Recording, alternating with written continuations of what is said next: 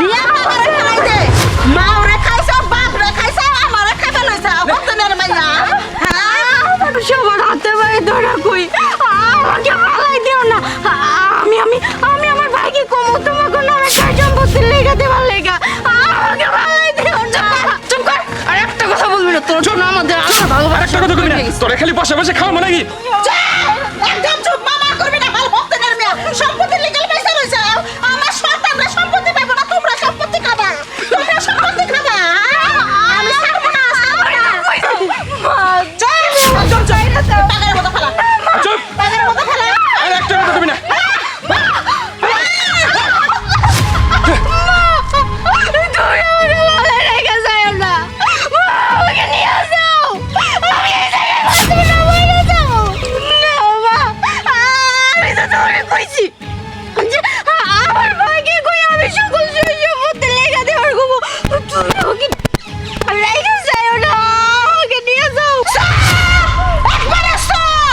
তুই মরবি মরার সাথে সাথে সম্পত্তির মালিক হইব আমার 4 সন্তান আর তোর ভাই যখন বিদেশ থেকে আইব মোটা অঙ্কের টাকা নিয়ে অর্ডার সিস্টেম করে আলাম মা 4 সন্তান কোনে আমরা তো 3 ভাই বোন এটা তো আমার জামাই তোমার মেয়ের জামাই বান্দির বাচ্চা আমার মেয়ের জামাই কি হলো ওরা আমার পুলা আগুনের দলা একটু নাচ গলে জুম্বালিকা জুমারে জুম্বালিকা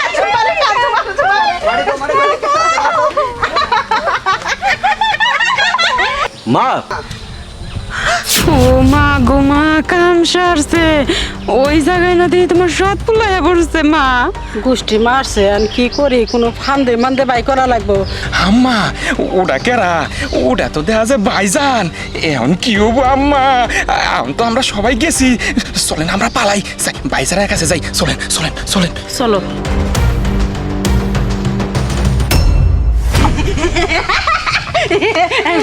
বাজান তুমি হঠাৎ করে মিস কল না দিলে এয়ারপোর্ট আমি গাড়ি নিয়ে গেতাম তুমি কি লাগা কষ্ট করে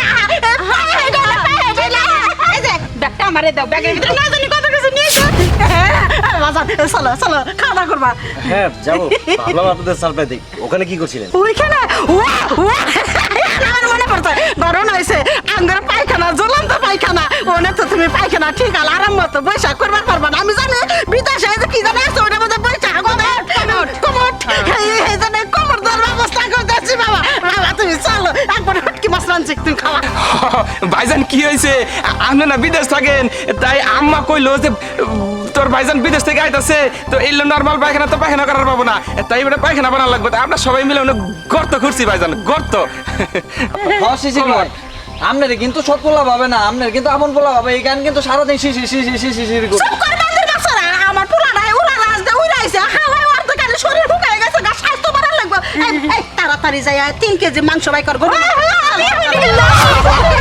আমারে রেগে যাও না মাগো আমারে বাঁচাও মা কেমন যেন একটা শব্দ আসতেছে না কিসের শব্দ হ্যাঁ শব্দ আসতে পারে কারণ এটা বাগান চারদিকে হিয়ালের ভূত পেতের অভাব নাই কার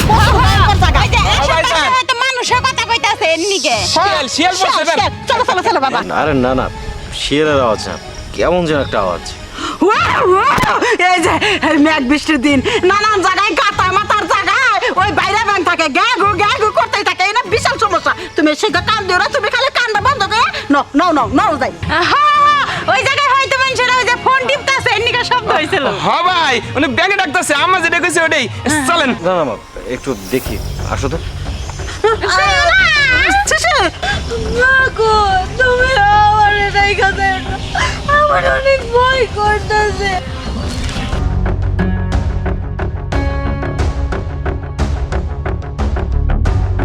তিথি তোর এই অবস্থা কেন ভাইয়া তুমি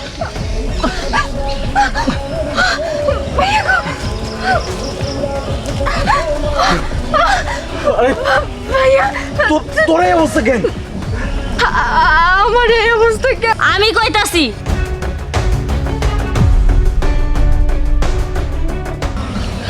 আমি কইতাছি তোমার এই প্রতিবন্ধী বোনডারে এনো ফালাইছে কেরা ওই যে তোমার সৎ মা এনো ফালাই দিয়ে গেছে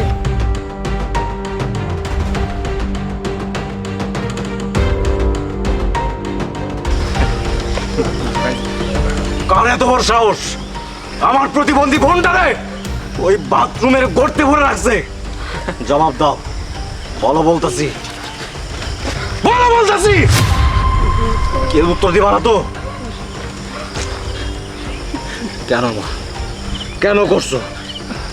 আমি জানি মা, এই বাড়িতে আর কারো সাহস নেই আবার বোনের সাথে কিছু করবে। আমি জানি এই বাড়িতে তোমার হুকুম ছাড়া একটা মাছিও প্রবেশ করতে পারে না।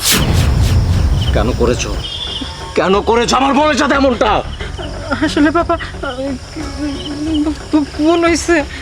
আমি সম্পত্তি গুণা মনে করছিলাম তোমরা দুই ভাই বোনে পাবা, আমার সন্তানরা কিছু পাইবো না, তার জন্য আমার মাপ খেয়েতে আমি ভালো হয়ে যাবো গা। আর কোনোদিন চুপ! মাপ? আর পৃথিবীতে এমন কোনো মানুষ নেই যে একটা প্রতিবন্ধী অসহায় মানুষের সাথে এরকম আচরণ করতে পারে। আরে যে এরকম আচরণ করে ওই মানুষই না। জি মা, তোমার আমি সবসময় আমার নিজের মার মতো ভাবি। আমি কখনো ভাবিনি, কখনো চিন্তা করতে পারিনি, আমার মনের ভিতরে চিন্তা আসতে দেয়নি মা, যে তুমি আমার মা না, আমার সৎ মা। কারণ আমার বাবা আমাকে মৃত্যুর আগে বলেছিল, এ বাবা, ওটা তোর মা, সৎ হোক আপন হোক, মা তো মাই, তোর আপন মায়ের মতো করে দেখবি।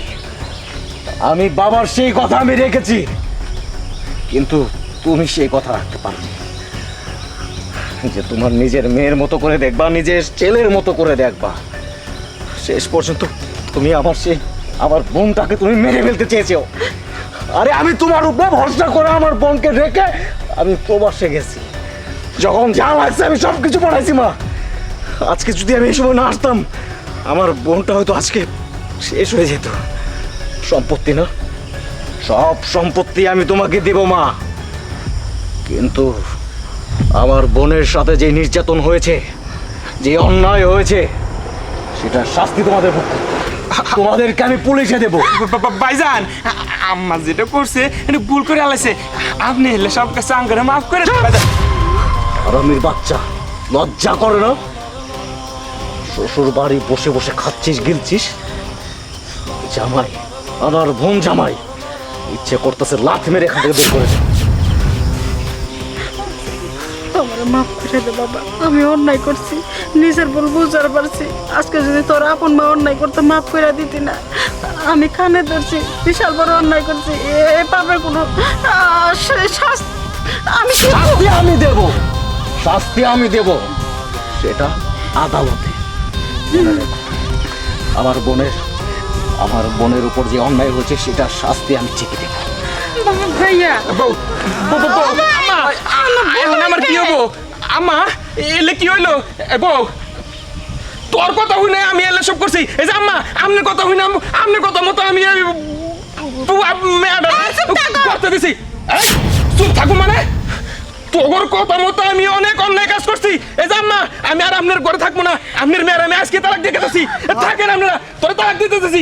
1 তালাক, 2 তালাক, 3 তালাক, আমি খাবো না। আমারে তুমি নিয়ে দাও, নিয়ে দাও।